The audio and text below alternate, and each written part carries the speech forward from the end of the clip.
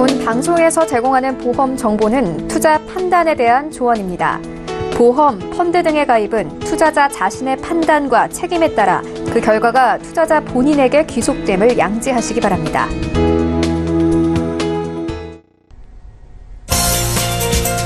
보험에 대한 모든 것을 알려드립니다. 전문가 군단과 함께하는 시청자 맞춤형 보험 방송. 안녕하세요. 보험 플랜 119의 진행 민채합니다. 은퇴를 맞이한 대부분의 사람들은 심리적인 불안을 경험한다고 합니다. 매달 받던 월급이 뚝 끊길 뿐만 아니라 자녀가 아직 독립 전이거나 부모를 모셔야 한다면 더욱더 불안할 텐데요. 그래서 미리 준비를 하는 것이 필요합니다. 오늘 라이프 플랜 A 강의 시간에는요, 매달 받는 월급 봉투, 연금에 대해서 소개해드릴 예정이니까요. 오늘 강의 시간에도 꼭 주목해보시면 좋을 것 같고요. 그리고 이어지는 코너 보험 이슈 체크 시간에는 오늘은 두 분의 전문가와 함께 실손 보험에 대해서도 자세하게 풀어보는 시간 가질 예정입니다. 오늘도 보험 플랜 119 유익한 정보 가득 준비해놨으니까요. 시청자 여러분들 많은 관심 부탁드리고요. 본격적인 시작에 앞서서 참여 방법 살펴보시죠. 오늘도 보험 플랜 119 통해서 여러분들의 모든 보험에 대한 궁금증과 어려움들 해결해 가실 수 있는데요. 두 가지 참여 방법 안내해드립니다.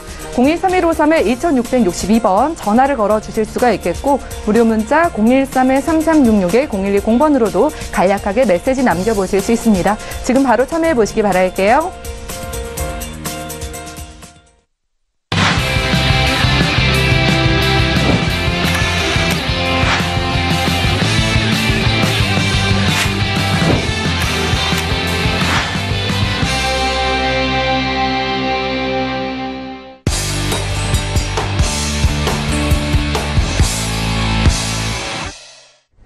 시청자 여러분들의 보험 도우미 보험 플랜 119 본격적으로 시작합니다. 첫 순서는 꼭 필요한 보험 보장 항목을 알기 쉽게 짚어드리는 라이프 플랜 A 강의 시간인데요. 평생 월급을 받을 수만 있다면 얼마나 든든할까요? 오늘 연금보험에 대해서 김성중 전문가님께서 강의 준비해 주셨다고 합니다. 지금 바로 만나보시죠. 시청자님 안녕하세요. 김성중입니다. 날씨가 많이 추운데요. 이제 한파가 온다고 합니다. 아무래도 지금 우리의 지갑은 가볍지만 미래에 우리의 노후 자산만큼은 따뜻하게 준비할 수 있는 연금을 하나 소개시켜 드리겠는데요. 연금, 평생 받는 월급 봉투. 과연 어떤 연금이 가장 좋을까요? 지금 시중에 판매되고 있는 연금 그 종류수만 해도 각 회사별로 수십 가지가 되고 있는데요. 그 중에서 가장 금리가 좋고, 그리고 아무래도 연금으로 많이 받을 수 있는 상품을 한번 제가 소개시켜 드리겠는데요. 일단 보시면은 점점 늘어나는 기대 여명. 우리 40세 이하 젊은이의 기대 수명은 한 120살 정도까지도 올라간다고 보고 있는데요. 엊그저께 통계청에 비하면은 우리 경험 생명표가 있어요. 남자는 한 80.5세 정도 되고요. 여성 같은 경우는 85.7세 정도 되고 있는데요. 과연 우리보다 어린 자녀들, 또 이제 막 태어나는 아이들은 100세를 훨씬 더 넘길 수가 있겠죠. 그렇다고 하면 우리 은퇴 시기가 보통 60세 중후반 정도가 되고 있는데요. 나머지 또 그 살아온 시간만큼 나머지 시간에는 어떤 소득을 창출할 것인가가 가장 중요한데, 과연 행복인가 재앙인가, 이런 문제에 접할 수가 있는데요. 아무래도 노후에 준비가 많이 되어 있다면 은퇴 이후에 아무래도 여러 가지 금융자산들이나 내가 받을 수 있는 소득이 있다고 하면은 우리의 은퇴나 노후도 두렵지 않겠죠. 이런 질문도 좀 많이 받아요. 예를 들면은 대학 입학을 두고 있는 직장인입니다. 퇴직이 코앞인데 노후 준비는 직장을 다녀 넣어놓은 국민연금이 전부고 연금 수령액은 한 80만 원 정도라고 하네요. 그런데 20년간 공무원으로 살아온 동창 이야기를 들어보니 연금이 한 200만 원을 넘는다고 합니다. 이런 현상은 왜 일어날까요? 그리고 우리 베이비 푸어들, 여러 가지 고민이 있는 현재 고민들 중에 가장 큰 고민인데요. 국민연금 하나만 준비되어 있은 그런 은퇴 삶은 굉장히 초라해질 수밖에 없는데요. 이유는 간단합니다. 제가 예전에 이 일을 하기 전에 병원에서 근무한 적이 있는데 후배 중에 한 명이 보건직 공무원에 합격을 했어요. 보건직 공무원. 보건직 공무원에 합격이 되면은 공무원하고 똑같은 대우 공무원이 되는 건데요. 9급으로 똑같이 시작을 하게 됩니다. 보시면은 9급으로 똑같이 시작을 하게 되는데요. 그 친구 같은 경우 월급 200만 원이 안 됐어요. 하지만 제 후배는 그 소노그래퍼이기 때문에 한 380만 원을 받았어요, 월급을. 근데 이 공무원 된 친구를 굉장히 부러워했는데요. 사실 이 친구보다 이 친구가 180만 원 정도의 월급을 더 많이 받습니다. 하지만 이 친구분은 만약에 200만 원 받아도 되게 힘들게 생활을 하고 있지만 공무원이라는 거에 굉장히 미래에 대해서 만족을 하고 있었는데요. 이 친구, 그 공무원이 되지 않는 친구가 공무원인 친구를 부러워했던 이유는 이 은퇴 이후에 연금 때문에 굉장히 부러워했는데, 그래서 제가 설명을 해드렸어요. 보면은 이 친구는 앞으로 20년에서 30년을 근속을 하지만 일반 사무직 같은 경우는 앞으로 20년 정도뿐이 시간이 없어요. 하지만 이분이 180만 원 중에 반이라도 60만 원 정도라도 매월 연금을 든다고 하면은 어떻게 될까요? 이 공무원보다 더 많이 연금을 받을 수 있는 현상이 일어납니다. 그 이유는 공무원이나 이제 사회적 공적연금을 받으신 분들은 강제적으로 연금을 급여에서 제외를 해요. 하지만 일반인들은 그 생활 수준에 맞게끔 그 급여에 맞게끔 생활을 하지만은 그 일부를 떼어서 고간의 저축같이 저축을 한다고 하면 공무원보다도 훨씬 더 많은 연금을 수령할 수 있는 결과가 나오게 되는데요. 보시면 연금은 우리가 은퇴설계라고 하는데, 은퇴설계는 어떻게 준비하시냐면요. 예를 들어 내가 급여가 100이라고 가정을 할게요. 100이라고. 월 100만 원이 필요한 사람인데요. 그러면 은퇴 후에 내가 돈을 벌지 않아도 어느 정도 나와야지 과연 지금과 같은 똑같은 삶의 생활 수준을 유지할 수가 있냐 하면요. 한 75%를 기준을 봅니다. 75%. 그러면 내가 100을 받는 사람이면 75만 원씩 매달 나와준다고 하면은 그 은퇴 후에 소득이 없는 순간에도 지금과 같은 똑같은 생활을 할 수 있다고 봅니다. 친구들을 만나고 여행을 다니고 밥을 먹고 의식주를 할 수가 있는데요. 일단 보시면은 4대 연금, 그리고 국민연금, 국민연금 가장 많이 되어 있고, 공무연금, 사학연금, 군인연금 등 공적연금이 있습니다. 공적연금이 있고, 그리고 퇴직연금이나 노란우산제, 뭐 회사에서 들어주는 연금들이 있다고 가정을 할게요. 만약 공적연금에서 한 30만 원 정도가 발생을 한다고 하고, 국민연금 같은 곳에서 퇴직연금에서 한 25만 원 정도가 발생을 한다고 가정할게요. 개인연금 얼마나 필요할까요? 딱 보시면 월 20만 원씩 나오게만 만들어 준다고 하면은 지금과 같은 생활을 할 수 있는 겁니다. 이거 이해하셨죠? 보시면은 공적연금과 퇴직연금, 그리고 개인연금은 어느 정도 비중으로 준비를 하셔야 하는지, 이 정도 비중으로 준비하신다고 하면은 내가 소득이 없을 때도 지금과 같은 똑같은 그 은퇴를 맞이할 수 있게 된다는 뜻입니다. 보시면은 30년 동안 저축해서 45년을 살아야 한다면 어떻게 될까요? 지금 기준금리를 요즘에 2.5%까지 올라왔지만은 지금 저축 요즘 얘기 많이 들으시죠? 3%대 저축이 나왔습니다. 다시 3%대. 저축은행에서부터 시작을 했는데요. 이런 질문 많이 들어오는데, 3%대의 금리의 저축이 2014년 6월 이후에 5년 6개월 만에 4년 6개월 만에 이렇게 저축이 다시 나왔는데, 2013년 6월 이후에 지금의 3%짜리가 처음 나왔는데요. 오랜만에 나왔죠. 그러면 이거를 3년짜리가 보통 대부분이고 1년이나 2년짜리도 있습니다. 그럼 지금 저축을 얼마나 해야 될까요? 3% 금리 더 올라갈까요? 어떻게 될까요? 아마 관망하는 추세로 가야 되겠지만은 금리는 좀 더 올라갈 수가 있습니다. 미국 연방 기준 금리를 더 올린다는 얘기가 있기 때문에 3% 이상의 저축이 아마 나올 확률이 굉장히 높습니다. 지금. 그렇다면 3년짜리 저축에다가 많은 돈을 넣는다기보다는 1년 단위로 끊어서 조금씩 하시는 게 좋은데요. 우리 금리가 1%가 오르면 어떤 현상이 일어나냐면요. 그 15년을 단축할 수가 있습니다. 이자가 높을수록, 예전에 뭐 7.2법칙이라든지 이자의 원금이 되는 시기를 많이 말씀드리는데 2.5%에서 3.5%만 된다고 하더라도 원금의 2배가 되는 시간은 15년 정도로 줄일 수가 있습니다. 이렇게 금리는 굉장히 중요한 역할을 하고 있는데요. 우리 일반 직장인들이 집에 대해서 굉장히 집을 사야 된다, 집이 필요하다 하시잖아요. 일반 직장인들 집을 사는데 걸리는 시간은 55년입니다. 55년. 55년 동안 저축을 꾸준히 해야지만 집을 서울 시내에 살 수 있을까 말까 하는데요. 결국 자녀들 다 키우고 나면 집뿐이 남지 않는 그런 현상이 나는데, 그걸로 은퇴를 과연 해결할 수는 없습니다. 여기 두 부부가 그 7,000원씩 세 끼를 먹는다고 가정을 하면은 365일 45년, 은퇴 이후에 45년이라 가정하면은 총 들어가는데 5억이 넘게 들어가고요. 그리고 홀로만 있더라도 굉장히 큰 돈이 들어가는데요. 여기 보시면은 최저 생계 수준비 78만 원. 나라에서도 이렇게 통계적으로 측정하고 있는 돈이죠. 그리고 최소 생활 수준비, 기본 생활 수준비. 우리 두 부부가 아까 제가 75% 필요하다고 했잖아요. 75%. 그럼 어느 쪽에 속할까요? 그럼 내가 과연 얼마나 준비를 해야 될까요? 보시면은 연간 기본 생활비는 225만 원, 12개월, 2,700만 원 이상이 들어가는데 지금도 빠듯한데 소득이 없는 상태에서 어느 정도까지 빠듯할까요? 그렇다고 국민연금 기대할 수 있을까요? 개시 시간은 계속해서 늘어나고 있습니다. 예전엔 61세부터 지급을 했지만 지금 현재는 65세, 69년 이후에 출생자들은 65세부터 연금을 수령할 수가 있는데요. 보시면 이 기간은 1년마다 해년 한 살씩 늘어나고 있어요. 그럼 과연 저희는 언제쯤 연금을 수령할 수가 있을까요? 아마 70세가 넘을 가능성도 높습니다.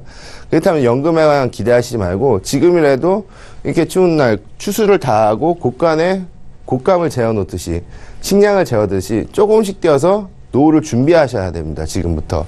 그렇다면 어떻게 준비하시냐면요. 일단 목적이 있어야 돼요. 모든 금융상품에는 목적이 필요한데요.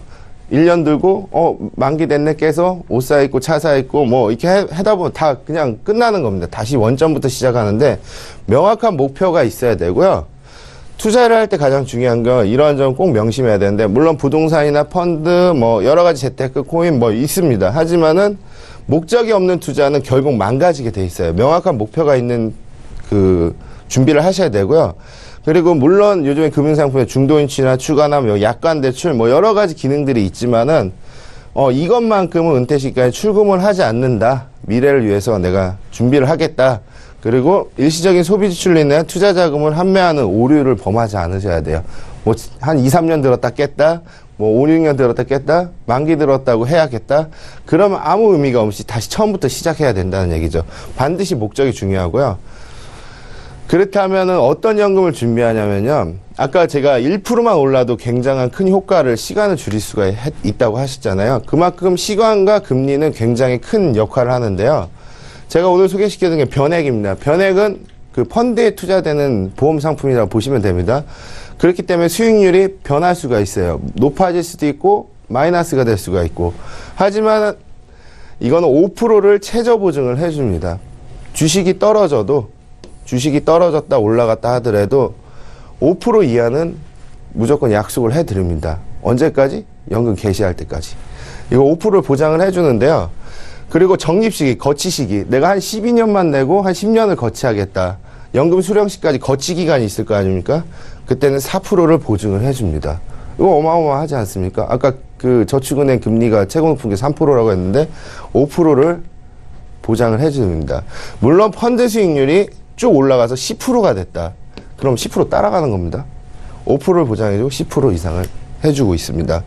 그리고 복리로 운영 시에는 3.5%가 되어 있지만 3.75% 정도로 가정을 하시면 되고요. 물론 비과세입니다. 세금을 하나도 떼지 않는 비과세 혜택을 주고 있고요. 당연히 중도인출 추가나 가능합니다. 그리고 장기 후대 보너스나 그리고 국내에 있는 좋은 연금의 특징들 다 가지고 있어요. 내가 연금 개시 시점에 간병 상태가 됐으면 10년 동안 2배의 연금을 지급을 해드립니다. 굉장히 좋죠. 제가 연금을 지금 하나 더 든다고 해도 이 상품을 선택을 하겠는데요.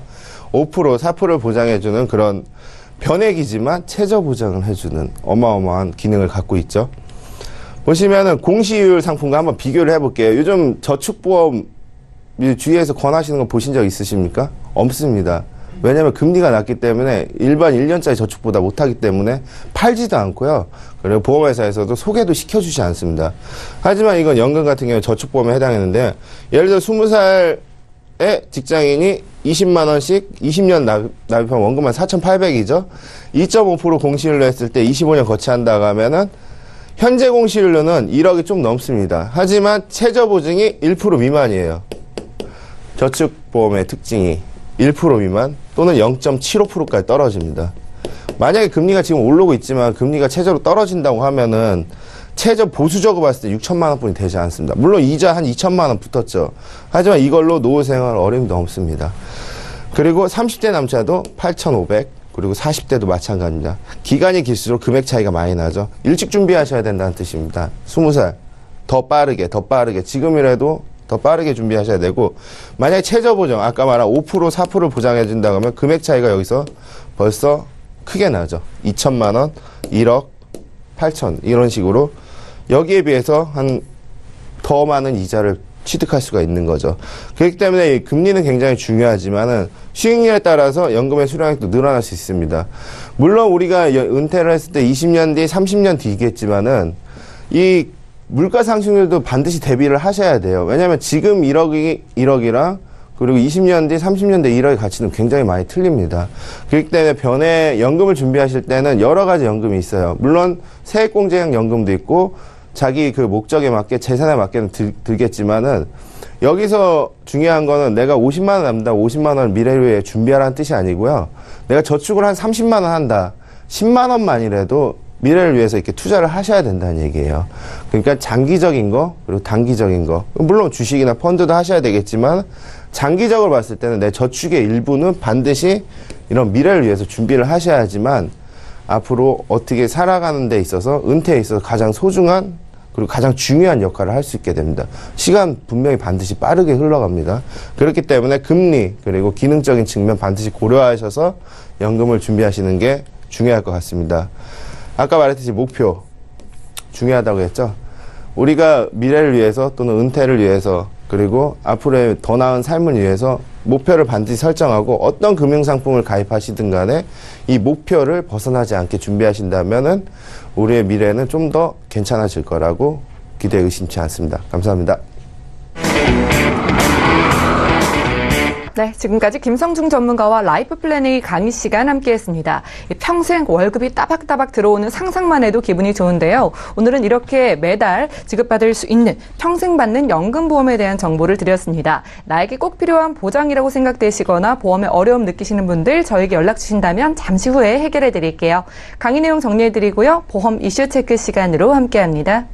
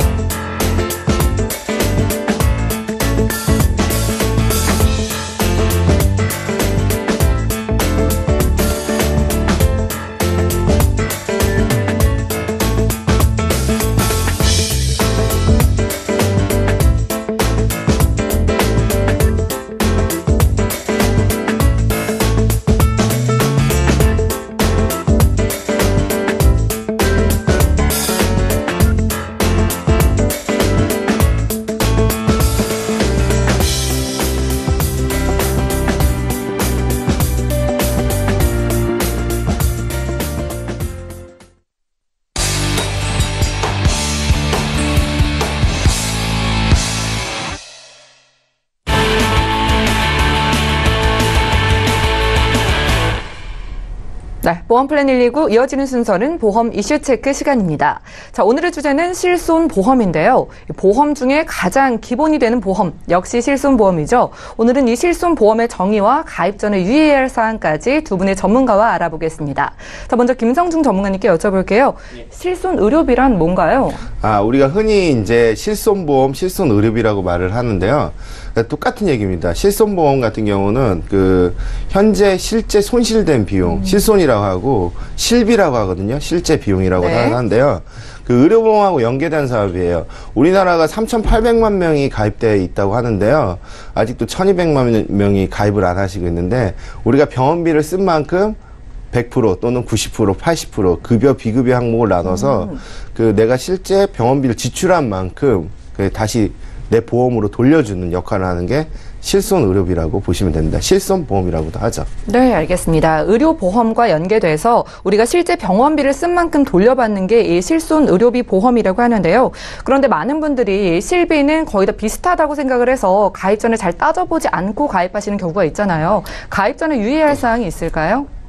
예, 여러 시청자분들께서 많이 물어보시는 게 실비는 왜 비갱신이 없냐 또는 네. 뭐 몇 년 갱신, 5년 갱신 이렇게 없냐. 물론 예전에 과거 상품으로는 많이 있었어요. 예. 한 2009년도에는 5년 갱신부터 이제 10년도 그 정도에 3년 갱신도 있었는데 하지만 이제는 뭐 결론부터 말씀드리자면은 실비는 비갱신형이 존재하지 않습니다. 그리고 단독형으로 1년 갱신이고 15년 후 재가입이 돼 있는 상품입니다. 그리고 이제 모든 실비는 보장 범위라든가 또는 보장 금액 또는 보장 형태가 모두 동일하기 때문에 어떠한 보험사를 가입하셔도 똑같은 상품인데 여기서 좀 주의하실 점은 네. 각 보험사마다 가격하고 또한 부지급률이 조금씩 틀려요. 그러니까 부지급률이라는 건 이제 보험금을 탈 때 좀 지급을 잘 하지 않는 보험사 네. 간혹가다 있는데 그런 보험사들을 잘 따지고 실비는 평생 내는 보험료이기 때문에 1년마다 갱신이고 평생 내기 때문에 단돈 몇 천이라도 조금이라도 저렴한 쪽으로 그 회사를 선택하셔서 가입을 하시는 게 좋다고 보겠습니다. 네, 각 보험사마다 조금씩 차이가 있다고 하니까 가입 전에 꼼꼼한 확인이 필요해 보입니다. 자, 과거와 현재의 실비가 좀 달라졌다는 말씀해 주셨는데 어떤 차이점이 있을까요? 예. 차이점이 굉장히 많은데요. 네. 이걸 얘기하자면 굉장히 많은 시간이 필요하겠지만 간단하게 설명을 한번 드릴게요. 네. 이제 실손의료보는 이제 굉장히 기본이 되는 보험 중에 하나예요. 과거에 비하면 뭐 어떤 사람 실비가 3만 원이다, 5만 원이다, 10만 원이다 이런 차이가 많이 있었지만 사실 실손은 특약으로 존재를 했지만 요즘엔 단일로 존재를 하거든요. 네. 크게 보면 기간으로 나누면은 생명보험하고 손해보험은 2003년도 그리고 2007년 이전까지는 자율적으로 운영을 했어요. 또는 입원 의료비가 3천만 원, 통원 의료비가 10만 원 한도 내에서 손해보험 같은 경우는 100%를 주기도 하고 있고요. 그리고 생명보험에서는 일부 80%, 70%를 보장하기도 했었어요. 네. 하지만 2007년도 이후에는 100%짜리 5년 갱신형 실손이 나왔고요. 그리고 5년 갱신형 실손이 있고 나서는 2009년도 10월까지는 100%지만 상해의료비 1,000만 원까지 해서 1억 원 한도 내에서 보장을 해주는 그때의 실손이 가장 좋습니다. 제가 그 실손을 가지고 있지만은 그때 가장 좋은 것 같고요. 그리고 그 이후에는 2011년까지 오면서 실손보험에 적립금을 넣어서 보험금이 천차만별, 해지한금도 천차만별해서 이 적립금은 무엇이냐면요. 네. 실손이 갱신형이에요. 비갱신형 없습니다. 지금까지 다 갱신형만 나왔습니다. 갱신될 때마다 이렇게 곳간에서 오른 만큼 조금씩 뺐었어요. 하지만 2011년 이후에는 그 적립금을 폐지를 시켰고 2013년 거슬러 올라가면서 실손의 약관 개정이 굉장히 많이 일어났고 그리고 2016년에는 1년 갱신짜리 지금 선택 그 MRI 도수치료 비급여 의료 주사비가 따로따로 선택으로 통원으로 해결할 수 있는 네. 아무래도 의료보험 정책하고 맞물려서 이렇게 돌아가고 있고요. 실비 같은 경우는 그리고 과거에 비교해서 가장 큰 특징은 물론 그 급여 비급여의 보장 수준도 틀려졌지만은 그 갱신 기간도 틀려졌지만은 그 예전에 비해서 두 가지 큰 차이점이 있는데요. 일단 1년 갱신형 바뀌면서 15년 재가입형으로 변경됐어요. 이거는 아무래도 보험사가 유리한 쪽으로 돌아간다는 해석이 될 수밖에 없습니다. 왜냐하면 15년마다 변경된 약관을 따라간다는 얘기고요. 물론 100세까지 보장은 됩니다. 이어집니다. 유병력이 있어도 이어집니다. 그런 점이 틀려졌고요. 또 하나 틀려진 점은 나라의 정부 정책상 유병자들도 실손을 들 수 있게끔 만들어놨어요. 물론 약제값이나 일부 그 선택진료비는 빠지지만은 유병자들도 실손을 가입할 수 있게끔 고혈압, 당뇨가 있어도 다 누구나 가입할 수 있도록 조건을 만들어 놨고요. 그리고 실버 실손, 나이 많으신 분들도 가입할 수 있게끔 그런 제도가 되어 있고, 그리고 11월부터, 예. 지금 12월이죠. 저번 달부터는 또 그 장애인에 대한 그 신체 유무에 대한 고지력이 없어졌어요. 그렇기 예. 때문에 장애인들도 5년 이내 사고력만 없다고 하면은 이거 가입할 수 있거든요. 그럼 보장까지도 물론 받을 수 있다는 점. 실손 계속해서 변하고 있지만은 의료보험하고 연계돼서 발전을 하고 있다고 보신다고 생각을 하시면 됩니다. 네, 잘 알겠습니다. 정말 많은 부분이 달라졌지만 이제는 이 실비가 특약이 아닌 단독으로 가입 가능하다는 말씀해 주셨는데요. 이윤수 전문가님, 그 이유가 뭔지 궁금하거든요. 예, 실비는 많은 탈도 많고 변화도 많았는데요. 네. 지금 실비는 최초부터 지금까지 약 7에서 8차례 정도 바뀔 정도로 여러 번 바뀌었네요. 상품의 변화가 굉장히 다양해요. 그래서 2018년 결론적으로는 2018년 4월에 이제 금융위원회 보도 자료에 의해서 이제 단독 실손으로 밖에 가입을 할 수가 없게끔 돼 있어요. 네. 그 이유는 첫 번째가 실손 의료비에서 1년으로 단독을 뺀 이유는 이제 연간 보험료 인상이 되죠. 예. 이제 1년 갱신이니까 이제 회사마다 다 틀렸는데 이게 약 35% 정도의 인상률을 최고점으로 올릴 수가 있어요. 예. 이 35%가 25%로 하락이 된 거죠. 그러니까 25% 최대 25%까지밖에 인상을 못하게 돼 있습니다. 그리고 예. 두 번째로는 이제 아까 김성주 전문가님 말씀하듯이 유병자도 가입한 실비가 이제 개정안이 바뀌어서 나오게 된 거죠. 예전에는 이제 병이 있거나 병력 사항이 있으면 실비 자체를 가입을 못해서 병원비를 충당하기에 너무 부담이 컸었는데 이제는 유병자도 가입을 할 수 있지만은 본인 부담금이 좀 일반 보험보다 조금 커져 있다는 점이죠. 그리고 마지막으로 이렇게 개정을 바꾼 이유는 네. 예전에는 실손이 아니라 실손을 포함한 정기보험에 가입을 시켰던 거죠. 정기보험이 아니고 이제 장기보험에 가입을 시켰던 거죠. 그래서 실비가 특약으로 포함이 돼 있었는데 여러 보험 설계사들 뿐만이 아니라 이제 회사들이 이제 끼어 팔기라고 하죠. 끼어 팔기로 해서 이제 왜냐하면 단독 실손 같다는 그렇게 수수료율이 별로 안 나오니 그래서 많이 끼어서 팔았는데 이거를 이제 금지를 시킨 거죠. 건강에서. 그 이유는 보험료가 되게 부담이 되고 지금 네. 현실적으로는 힘든데 근데 실비라도 갖고 있고 싶은데 주계약 자체가 틀리기 때문에 실손만 네. 따로 뺄 수는 없는 거예요. 그래서 단독 실손으로 가입을 하게끔 이렇게 개정안이 바뀌었습니다. 네, 그동안 이렇게 실손 의료비 보험의 형태가 7번에서 8번 바뀌었다고 하니까 시청자분들이 헷갈리실 수밖에 없을 것 같아요. 그래서 저희 전문가들의 도움이 필요한 겁니다. 자, 실손 의료비는 1년 갱신인 게 대부분이잖아요. 만약에 이 실손 갱신 보험료가 너무 많이 오를 경우에는 새로 가입하는 게 유리할까요? 예, 그런 질문 굉장히 많이 들어오거든요. 네. 실비를 과거에 이제 드러났는데 너무 많이 보험료가 올랐다. 이런 질문 굉장히 많이 올라오는데 일단 실비의 구성 형태를 봐야 되겠지만은 현재 실손보다 당연히 과거의 실손보험들이 좋은 상품들이 많습니다. 물론 과거에는 아까 말씀드렸듯이 특약에 존재한다고 했죠. 특약으로 존재하고 뭐 상해 사망이나 재해 사망 그리고 종신보험 등의 특약으로 들어가 있고 나머지 뭐 수술이나 입원이 간단하게 또는 진단자금까지 들어있는 종합적으로 세팅되어 있으신 분도 있으시지만 네. 내 실손보험이 난 5만 원짜리다, 난 10만 원짜리다 이런 얘기가 거기서 나오는 거거든요. 근데 사실 실비가 많이 오른다고 해서 해지를 한다고 하면은 이거는 굉장히 큰 리스크입니다. 네. 왜냐하면 반드시 가지고 계셔야 되고요. 줄일 수 있는 방법은 이제 아무래도 다른 방법 없어요. 잘 유지하시는 방법이 가장 좋고요. 물론 새로 가입하신다는 분이 있거나 아니면 과거의 실손이 너무 뭐 시류가 많이 나서 새로 들어야 된다 이런다고 하면은 대형사 중심으로 좀 비교를 해보시는 게 좋아요. 가격은 예. 아무래도 실손이 올라가는 형태 같은 게 보면은 그 실손 보험에 같은 상품을 들은 그 보험 모집꾼들이 사람들이 이제 의료비가 상승하거나 아니면 손해율이 높아지거나 내가 많이 병원 갔다고 해서 나만 올라가는 건 아니거든요. 나는 안 올라갈 수도 있고 전체적으로 올라갈 수도 있고 그런 성향을 띠고 있기 때문에 줄일 수 있는 방법이라기보다도 실손보험을 잘 활용을 하셔가지고 네. 이제 유지를 하시는 게 가장 좋고요. 그리고 요즘 실손 같은 게 1년 갱신형이라고 했잖아요. 올해는 내가 A사에 들었는데 너무 많이 올랐어 다음 연도에. 네. 근데 난 병원 간 적도 없고 괜찮아. 아니면 간단한 것뿐이 안 갔어. 그럼 다른 회사로 옮겨가셔도 됩니다. 왜냐하면 실손은 소멸형이고 예전처럼 종합보험에 특약으로 들어가 있지 않고 단독으로 존재합니다. 근데 여기서 좀 보험회사들이 안 들어주려고 해요. 이 실손보험을. 왜 그러냐면요. 네. 이 실비 같은 경우는 이제 그 보험회사들이 이득이 없어요. 종이값도 안 나온다고 막 그러거든요.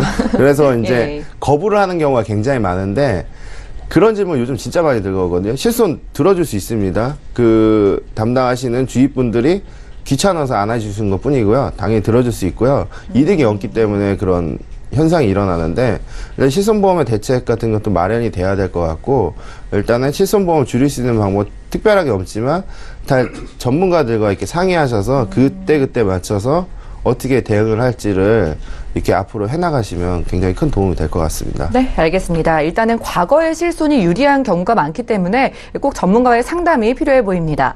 자, 마지막으로 실손 의료비의 오해와 진실을 한번 풀어볼게요. 실비만 있다면 다 보장된다는 말 사실인가요? 일단은 뭐 사실이라고 할 수도 거짓말이라고 할 수도 없는 이유가 네. 실비 자체는 아까 앞서 말씀드렸던 것이 병원비에 대한 부담감을 줄여주기 위한 실제 보상을 해주는 손해본만큼 보상을 해주는 비례보상이기 때문에 병원비에 대한 일부를 충당을 해주는 거지 각종 이제 진단금이나 이런 것 쪽으로는 이제 나오지는 않는 거죠. 그렇다고 해서 실비 일단 구성을 보면은 상해나 질병, 입원 의료비나 통원 의료비 이렇게 6가지로 구성이 되는데요. 이거에 대한 건 비급여나 급여의 차에서 90%, 80% 정도의 이제 손해 본 만큼 보상을 해주는 보험이기 때문에 이거 위에 각종 이제 3대 질병이라든가 수술 또는 기타 담보나 아니면 입원 그런 것 등은 따로 가입을 하셔서 같이 가지고 가시는 게 좀 더 안전하다고 생각이 듭니다. 네, 그러면 김성중 전문가님께도 마지막 한 말씀 들어볼까요? 네, 실손 그 보험을 들 때 사람들이 많이 물어보는 질문 중에 하나거든요. 네. 아니, 실비만 하나 있으면 되지 않냐? 다른 보험 필요 없지 않냐? 아니면 안보험 정도만 하나만 있어야 되지 않냐? 네. 당연히 실비 있어야 됩니다. 하지만은 나머지 돈을 저축을 한다고 이렇게 생각하시는 분들 많이 있으세요. 예전에 말도 안 되는 질문을 한번 들은 적이 있는데 보험은 보험입니까? 금융상품입니까? 이런 질문을 들은 적이 있거든요. 예. 근데 보험도 금융상품이에요. 우리가 그 저축이나 아까 말한 연금이나 각각 목적이 있잖아요. 보험 같은 경우는 우리가 살아가면서 리스크에 대한 그런 역할을 해주는 자산이기 때문에 보험 실손 같은 건 반드시 가입을 하셔야 되고요. 내가 10만 원씩 저축을 보험 들 바에 10만 원씩 저축을 해가지고 보험을 안 드는 게 낫지 않냐 이런 얘기 많이 하거든요. 네. 그건 진짜 옳지 않은 생각이에요. 왜냐하면은 10만 원씩 저축을 해서 1년에 120이고 10년이면 1200이에요. 만약에 암이나 큰 사고가 나서 내가 한 3개월만 일을 못 한다고 해도 이거 택도 없는 돈이거든요. 그렇죠. 보험은 경우의 수 확률이에요. 한 번만 내더라도 오후에 사고가 나더라도 보장을 해줍니다. 그렇기 때문에 반드시 보험은 실손이나 이런 보험들 같은 경우는 진짜 제대로 준비를 하셔야 되고요. 네. 저축은 저축대로 역할을 하셔야 돼요. 우리 그런 오해와 진실 같은 경우는 보험 같은 경우는 반드시 보험으로 준비를 하시고 저축도 이렇게 나눠서 하시듯이 반드시 실손 준비하셔야 되고요. 실손 외에도 실손은 아무래도 10% 20% 본인 부담금 지금 발생을 하고 있어요. 그렇기 때문에 수술이나 입원, 각종 후유나 질병에 대한 담보도 반드시 같이 준비를 하시기를 권해드리겠습니다. 네, 실손을 포함해서 종합적인 준비가 필요하다는 말씀해 주셨습니다. 자, 오늘은 이훈수, 김성중 두 분의 전문가와 함께 보험 이슈 체크 시간 함께 했는데요. 오늘은 보험 중에 가장 기본이 되는 실손 보험에 대해서 대표적인 궁금증들 풀어봤습니다. 남아있는 궁금증들에 대해서는 저희 보험플랜 119로 연락 주시면 되겠고요. 저희 보험플랜 119에서 제공해드리는 정보는 투자 판단에 대한 전문가들의 조언일 뿐 해당 보험의 가치와 수익률을 보장하지 않는다는 점 기억해 주시면 좋을 것 같습니다. 자, 여러분들은 맞춤형 보험 솔루션 프로그램 보험플랜 119 시청하고 계신데요. 아래 하단에 나가고 있는 두 가지 전화번호를 통해서 지금 바로 전화 문자를 통한 상담 받아보실 수 있으니까요. 적극적으로 참여해 보시기 바랄게요. 자, 그럼 먼저 첫 번째 전화 연결돼 있다고 하니까 바로 받아보겠습니다. 안녕하세요. 네, 안녕하세요. 네, 반갑습니다. 자, 어떤 고민 있으신가요? 제가 지금 30대 중반 회사원인데요. 네. 제가 이제 결혼을 해서 이제 와이프가 임신을 했는데요. 예. 그 태아보험을 들면서 이제는 뭐 가장이다 보니까 건강이 이제 걱정이 되잖아요. 그렇죠. 예. 예. 그래갖고 제 보험에서 이제 그 추가를 태아보험을 추가를 해야 되는지 그런 것 좀 궁금해서. 그래서 연락을 예. 주셨고요. 예. 네, 알겠습니다. 일단 아내분 임신 정말 너무 축하드리고요. 예, 감사합니다. 네, 올해 30대 중반 되셨다고 했는데 혹시 아프시거나 우려되는 점 있으실까요? 그래도 그런 생각 안 했는데 그래도 좀 나이를 먹다 보니까 네. 좀 암이나 뭐 이런 게 좀 걱정이 되긴 하죠. 그런 게 걱정이 되는데 아직 건강하신 상태이신 거고요? 예. 네, 알겠습니다. 저희가 이훈수 전문가님 연결해 드릴 건데요. 잠시만 기다려 주세요. 예. 네, 시청자께서 문의 주신 사항 정리부터 해보겠습니다. 자, 올해 30대 중반 되신 남성분의 증권인데요. ABL생명 소중한 종신보험 20년 납으로 2018년도에 가입을 해주셨고요. 현대해상 실손 의료비 보험을 15년 만기 1년 갱신으로 2017년도에 준비해 주셨습니다. 종보험료는 13만 5천 원 납입 중이시네요. 문의사항 확인을 해볼게요. 저는 30대 중반이고 아내가 이번에 임신을 해서 보험을 좀 더 잘 리모델링할 필요가 있다고 생각이 돼서 연락 주셨다고 하셨어요. 저와 자녀의 보험 어떻게 추가해야 할까요? 라고 말씀 주셨습니다. 이훈수 전문가님 도와주시죠. 예, 일단 보험 가입이 2개가 돼 있으신데 기본적인 것만 돼 있다고 생각을 하시면 돼요. 일단 첫 번째로 보시면 ABL의 소중한 종신보험 이거를 가입하시는데 이건 생명보험에 있는 상품이고요. 네. 여기에 특약들은 이제 3대 질환이 돼 있는데 암 진단비라든가 수술비 또는 2대 질환인 뇌출혈과 급성 심근경색 또 그에 맞는 이제 입원비나 이제 수술비로 이렇게 진단이 돼 있고, 그리고 주계약이 5천만 원인데 이거는 5천만 원에 대한 사망 보험금을 얘기하는 거예요. 근데 이 상품으로서는 일단 소중한 종신보험 이 상품에 대해서 잠깐 얘기를 하자고 하면은 이제 30%형 저해제형 상품이에요. 그러니까 저해제 상품은 일단은 기본적으로 보험료가 저렴해요. 근데 타사 상품은 이제 50% 미만의 저해제 환급비인데, 이 ABL 상품은 30% 미만의 저해제형 상급형. 한마디로 납입 기간 동안은 20년 동안은 해지를 할 경우에는 30% 미만의 해지 환급금이 생기는 거예요. 그러니까 다른 보험사들보다는, 아니면 다른 상품보다는 좀 더 해지 환급금이 적기 때문에 보험기간에, 그래서 보험료가 저렴할 수밖에 없는 구조에 대해서 상품이고, 뭐 적당한 나이에 적당한 금액을 가입을 하셨어요. 근데 여기서 이제 일단 추가를 하실 사항이나 그런 거는 이제 손해보험 쪽에 진단금을 아무래도 조금씩 부족하니 조금씩 더 보태시는 게 낫고요. 그리고 현대해상의 이제 실손 의료비는 말 그대로 앞서 저희 이슈 체크한 것 같이 그냥 단독 실손이에요. 여기서는 좀 추가로 빠져 있는 것들은 뭐 더 넣을 수도 없으니까 이거는 그대로 가져가시고, 그다음에 이제 자기 보험에서 일단은 손해보험사의 이제 질병 후유장애라든가 아니면 이제 암 진단금이나 암 수술비 또는 이제 2대 질환에 대해서 뇌출혈 거보다 상단계 위인 뇌혈관 질환, 또 신장보다 상단위인 허혈성 심질환 등 그런 질병들을 그러한 진단금을 좀 더 추가해 주시는 게 좋고, 그 다음에 여기서 팁을 드리자면 아직 자녀가 안 태어났다고 들었는데, 태아보험은 이제 아기가 자녀가 태어나면은 주민등록증이 나오면 이제 자동적으로 어린이 실비로 바뀌게 돼요.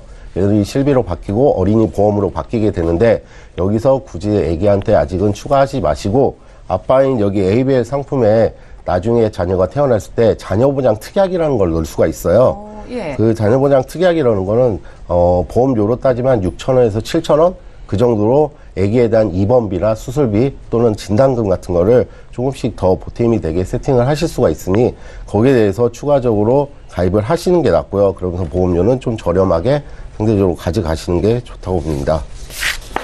네, 시청자님. 예, 예. 잘 듣고 계신가요? 예, 잘 듣고 있습니다. 예, 지금 이 자리에요. 김성중 전문가님도 계신데 의견 한번 들어볼게요. 예. 네. 시청자님, 안녕하세요. 네, 안녕하세요. 아, 태아보험은 준비하신 건가요, 그럼? 예. 보험이 준비는 거의 된 태아보험 거거든요. 준비하셨고요. 예. 네, 잘하셨고. 근데 아까 이훈수 전문가님이 말씀하셨던 것처럼 특약을 추가하실 수가 있어요. 기존의 종신보험에. 그 자녀보장 특약이라는 거는 이게 정기적으로 보장을 하는데 굉장히 저렴하지만 그 보장폭이 넓거든요. 그렇게 추가하시면 될 것 같고, 이제 문제는 아빠인데 지금 전화하신 시청자님인데, 일단은 보시면은 실비랑 종신보험뿐이 없으세요. 그렇기 때문에 그런 우리 3대 진단 뭔지 아시죠? 암이라든지 뇌혈관 질환, 심혈관 질환, 그리고 상해 쪽 각종 질병 수술 쪽 그쪽 부분이 굉장히 부족하세요.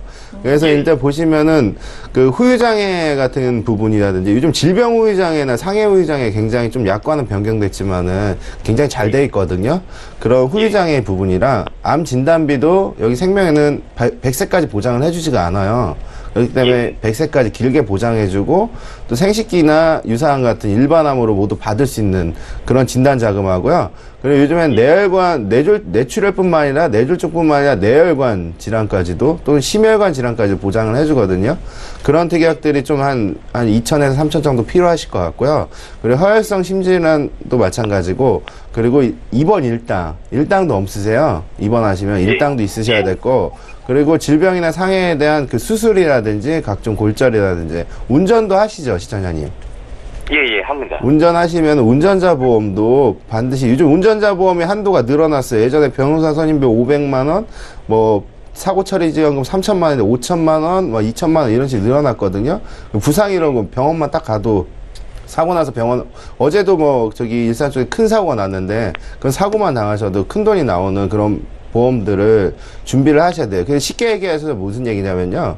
지금 현재 이제 부족한 부분이 많으세요. 우리 시청자님 같은 경우는. 부족한 부분 많으시니까 이런 거를 생명보험 말고 손해보험의 그 손해보장으로 종합적으로 이제 기본적으로 좀 세팅을 하시면 좋을 텐데, 금액적인 부분 걱정되시잖아요.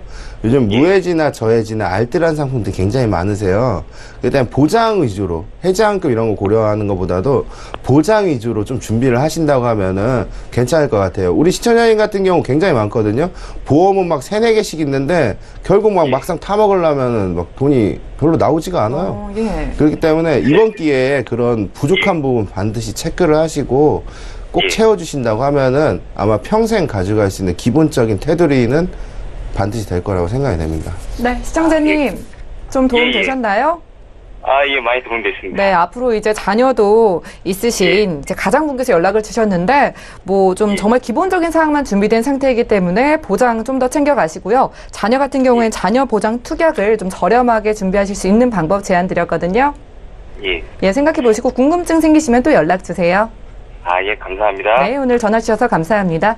자, 첫 번째 전화 연결해봤고요. 저희 보험플랜 129에서 제공해드린 정보는 투자 판단에 대한 조언일 뿐 해당 보험의 가치와 수익률을 보장하지 않는다는 점 확인 부탁드립니다. 자, 문자를 통한 궁금증도 풀어볼게요. 휴대전화 뒷번호 8381님께서 보내주셨습니다. 자, 태아보험 가입 후에 어린이 보험으로 바뀌었는데 자녀 보험을 더 보강하는 게 좋을까요? 라고 질문을 주셨는데요. 이훈수 전문가님. 예, 일단 아까 좀 전에 앞서 시청자분하고 비슷한 상황인데요. 네. 이제 자녀가 태어나서 이제 주민등록증 신고가 되면은 자동적으로 아기는 실비로 바뀌고, 그리고 어린이 보험, 태아보험은 어린이 보험으로 자동적으로 바뀌게 돼 있어요. 네. 근데 여기서 문제가 되는 거는 어린이 보험을 바꾸기 전에 확인할 사항이 태아보험 가입 전에 그 보장 기간이 30세 만기인지 100세 만기인지 그걸 한 번 더 체크를 해봐야 되는 게 좋을 것 같아요. 보통 이제 가격이 좀 비싸다 보니 저렴하게 들려고 30세 만기로 하는 태아보험들이 많은데 100세 만기로 하셨는지 체크를 한번 해보시고 100세 만기가 아니다 그러면은 이제 어린이 보험으로 조금 더 추가를 하시는 게 낫고요. 그거에 대한 보장은 어린이 보험은 굉장히 저렴하고 보장 금액이 훨씬 더 높게 한도를 측정을 할 수 있어서 한 5, 6만 원대로 아니면 또는 이제 많게는 10만 원대로 그 정도로 자기 이제 가정 환경에 맞춰서 재무에 맞춰서 선택을 하시는 게 좋고, 이보다 우선적으로 아까 앞서 말씀드렸다시피 부모가 일단 보장이 잘 돼 있어야 돼요. 애기보다는. 애기가 아무리 아파도 부모가 어떻게 해서든지 병원을 데리고 가겠죠. 하지만 이 반대적인 경우가 되면은 부모가 아프면 애기 갓난아기인데 어떻게 할 수가 없잖아요. 그래서 태아보험이나 이제 어린이의 보험 같은 경우를 가입하기 이전에 부모에 대한 보장이 얼마만큼 잘 돼 있는지 체크부터 하시는 게 좋을 것 같습니다. 이 아이의 보험을 만기 확인 일단 해보시고 부모의 보험도 중요하니까 확인을 해보실 필요가 있을 것 같습니다. 다음 문자도 확인을. 전에 한마디 말씀드리면요. 태어나기 전에 태어나고 나면은요. 아무래도 건강하게 태어났다고 하면은 우리 엄마들이 첫 때 같은 경우 많이 이런 현상이 일어나는데 일단 뭐 박람회나 아니면은 잘 모르고 가입한 경우가 많아요. 이렇게 뭐 어디서 선물 좋은 거 준다고 해서 가입하고 뭐 이런 경우 많은데요. 반드시 보장 내용 확인해 보셔야 돼요. 대부분 보면은 내가 잘 들고 있는 줄 알았는데 둘째 정도 태어날 때쯤 확인해 보니까 많이 틀린 거예요. 그때는 급하게 가입을 했는데 그렇기 때문에 태아보험은 21주 6일 안에 반드시 들어야 되는데 급하게 드신 분들 많으세요. 그런 분들 태어난다고 하면은 건강하게 태어났다고 하면은 반드시 좀 체크를 해 주실 필요가 있다고 봅니다. 나중에 확인해 보시고 놀라시는 경우도 있을 것 같아요. 보장 내용 꼭 확인해 볼 필요가 있을 것 같습니다. 문자 하나 더 살펴볼게요. 휴대전화 뒷번호 6776님께서 보내주신 메시지입니다. 자, 방송에서 소개해주신 연금보험 저희 아이들에게 하나씩 가입시켜주고 싶은데요. 가입 나이 제한이 있나요? 오늘 방송을 시청하시다가 문자 보내주셨어요. 김성중 전문가님. 좋으신 부모님을 드셨네요. 네. 그냥 부모님이 이렇게 하나씩 들어주시려고 하는데 나중에는 이렇게 여러 가지 방법이 있어요. 연금을 활용하는 방법이 여러 가지가 있거든요. 자녀한테 물려주든지 아니면 자녀의 피보험자로 해서 부모님이 타다가 또 자녀가 받을 수 있는 연계성으로 이게 상속적으로 이루어질 수 있는 연금을 설정을 하실 수가 있고요. 물론 금액이나 적용 방법에 따라 약간 틀린데 일단 나이는 보면은요 15세 이상이 되셔야 돼요. 사망보험금이 이렇게 1,000만 원 정도 아주 미미하게 들어가긴 하기 때문에 15세 이상이 되셔야 되고요. 그리고 이건 저축보험이기 때문에 아무래도 사고력과는 굉장히 무관합니다. 웬만해서는 누구나 다 이제 들 수가 있는 보험이고 15세부터 65세까지 가입을 하실 수가 있고요. 경우에 따라서 일부 일시금 제도로 해서 70세 이전까지도 가입이 가능하세요. 그리고 금액적인 부분 많이 물어보시는데 꼭 뭐 20만 원 해야 되냐 30만 원 해야 하는데 10만 원부터도 당연히 가능합니다. 10만 원부터 가능하고요. 지금까지 있었던 국내에 그리고 외국계 상품의 특장점들은 다 모아놨기 때문에 그런 일부 기능들은 다 존재한다고 보시면 됩니다. 네, 아이를 위한 연금보험 문의 주셨는데요. 이 다양한 연금보험 활용법이 있다고 하니까 자세한 사항에 대해서는 저희 보험플랜 119로 연락 주시고 전문가의 상담 받아보시기 바랄게요. 이어서 문자 하나 더 살펴보죠. 휴대전화 뒷번호 4150님께서 보내주신 메시지입니다. 2015년도에 교보생명에서 실비를 같이 가입했는데요. 이 실비만 유지 가능할까요? 라고 질문 주셨어요. 이훈수 전문가님. 예, 현실적으로는 불가능합니다. 일단 결론부터 말씀드리자고요. 네.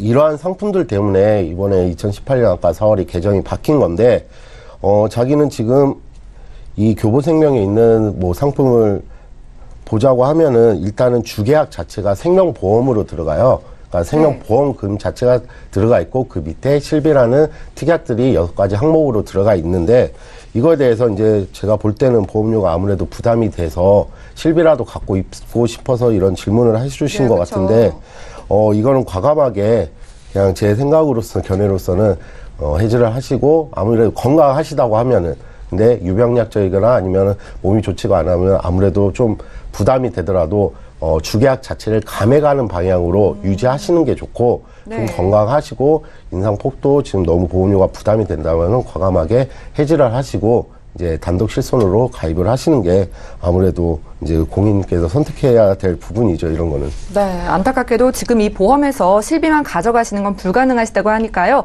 과감하게 정리하시고 새로 준비하시는 방법 추천드렸습니다. 이어서 문자 하나 더 살펴볼게요. 휴대전화 뒷번호 1302님께서 보내주신 메시지입니다. 자, 현재 약을 복용 중이거나 지병이 있어도 연금보험 가입 가능한가요? 최소 가입 금액은 얼마인가요? 라고 문자 주셨는데요. 유병력자도 가입 가능한지 궁금하신 것 같아요. 김성중 전문가님 어떤가요? 예, 아까 말씀을 다 해드렸는데 네. 가능하시고요. 유병력자들 당연히 가입 가능하시고 전혀 관계 없으시고요.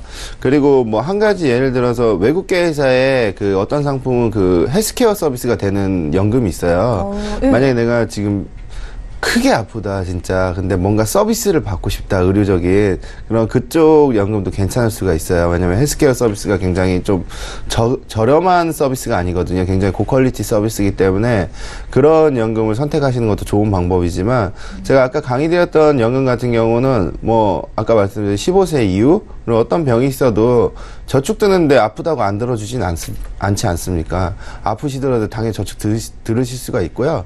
그렇기 때문에 최소 가입 금액은 아까 말씀드렸듯이 10만 원부터 시작을 하고요. 최대 2,500만 원까지 가능합니다.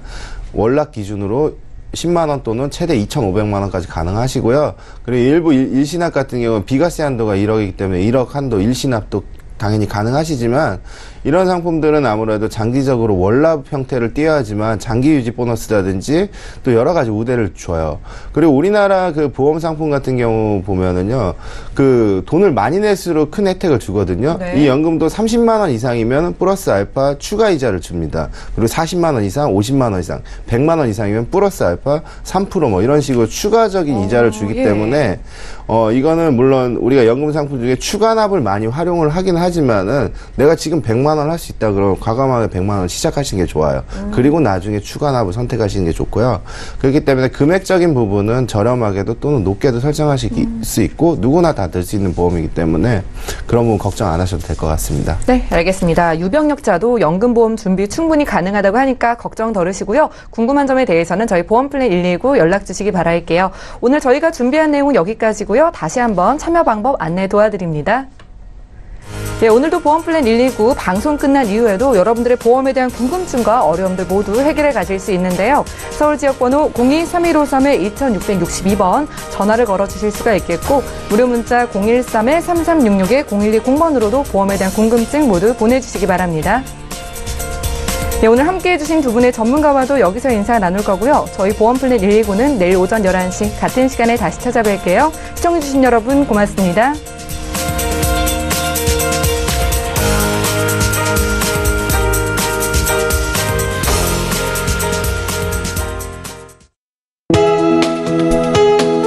본 방송 보험사에서 제공하는 보험 정보는 투자 판단에 대한 조언입니다.